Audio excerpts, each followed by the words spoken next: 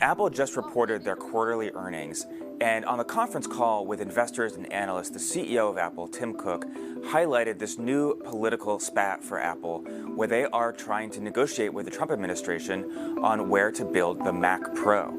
The Mac Pro is a $6,000 niche product, desktop computer used mostly by professionals. It's scheduled to be released later this year, but there's a question of where Apple is going to make this computer. Now, with the previous version of the Mac Pro, Apple used components that were made in China, but assembled the computer here in the United States, in Texas.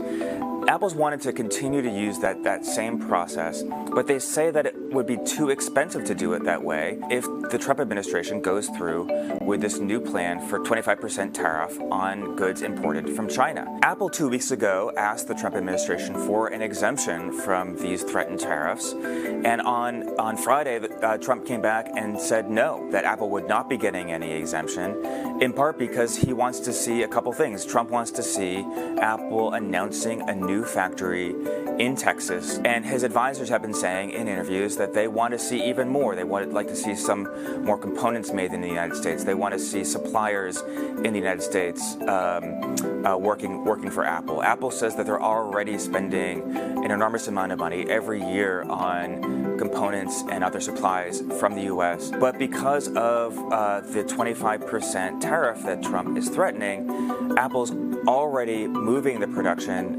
to China. That clearly is a result that is contrary to what the Trump administration's stated goal is. The Trump administration wants to create American manufacturing jobs. Tim Cook, almost alone among Silicon Valley executives, has developed something of a personal relationship with Trump. They have met in person several times, and they seem to get along as potential deal makers, even if they might not agree on other subjects like immigration, for example. Chinese and U.S. trade negotiators this week are trying to hammer out a plan, but if it doesn't come through, there could be higher prices for electronics from China.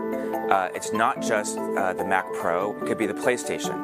Sony said this week that they are considering passing on the increased cost from these tariffs to consumers. So as we head into the fall, as we head toward the holiday shopping season, we're looking at a whole range of electronics that consumers could be paying more for than they otherwise would because of these tariffs.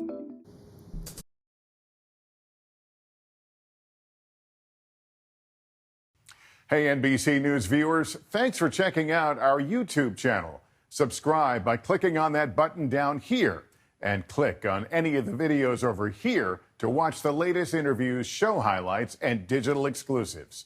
Thanks for watching.